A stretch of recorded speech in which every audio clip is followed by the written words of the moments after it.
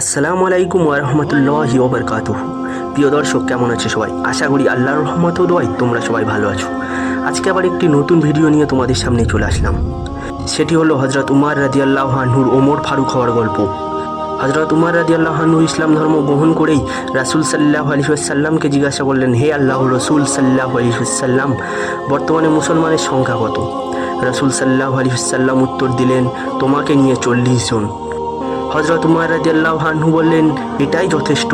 আজ থেকে আমরা এই 40 জন কাবা গিয়েই প্রকাশ্যে মহান আল্লাহ তাআলার ইবাদত করব। ভরসা মহান আল্লাহর। অসত্যের ভয়ে আর সত্যকে চাপা পড়ে থাকতে দেব না আমি, ইনশাআল্লাহ। রাসূল সাল্লাল্লাহু আলাইহি ওয়াসাল্লাম হযরত উমর রাদিয়াল্লাহু আনহুর এই সদিচ্ছার উপর খুশি মনে অনুমতি দিলেন। হযরত উমর রাদিয়াল্লাহু আনহু সবাইকে নিয়ে তরবারি হাতে আল্লাহু আকবার ধ্বনি দিতে কাবা প্রাঙ্গণে গিয়ে উপস্থিত হলেন। মুসলিম দলের সাথে হযরত উমর রাদিয়াল্লাহু আনহুকে এভাবে কাবা প্রাঙ্গণে দেখে উপস্থিত কাফের কুরাইশগণ যার পর নাই বিস্মিত ও মনক্ষুণ্ণ হয়ে পড়লেন।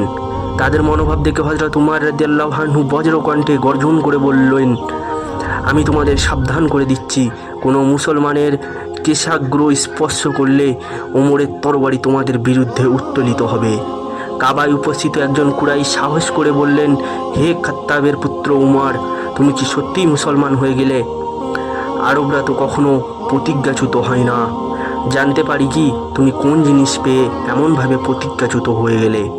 হযরত উমর রাদিয়াল্লাহু আনহু উচ্চকণ্ঠে জবাব দিলেন, মানুষ যার চেয়ে বেশি পাওয়ার পরিকল্পনা করতে পারে না, আমি আজ তেমন জিনিস পেয়ে প্রতিজ্ঞাচ্যুত হয়েছি। সেই জিনিসটি হলো আল কোরআন। হযরত উমর রাদিয়াল্লাহু আনহুর এরূপ তেজোদ্দীপ্ত কথা শুনে আর কেউই কোনো কথা বলতে সাহস পেল না। বিমর্ষ চিত্তে কাফের কুরাইশগণ সবাই সেখানে কাবা প্রাঙ্গণ থেকে চলে গেল। এতঃপর রাসূল সাল্লাল্লাহু আলাইহি ওয়াসাল্লাম সবাইকে নিয়ে কাবা ঘরে নামাজ আদায় করলেন। সেখানে মুসলমানদের এটাই প্রথম নামাজ। এর আগে মুসলমানরা অতি গোপনে ধর্মকর্ম পালন করতেন, পোশাক পরিচ্ছেদের পার্থক্যও রক্ষা করতে পারতেন না। এই জন্য কে মুসলমান কে পৈত্তালিক তা চেনার উপায় ছিল না। এ ঘটনার পর মুসলমানরা পোশাক পরিচ্ছদ ও ধর্মকর্মে পৃথক জাতিরূপে পরিগণিত হলেন।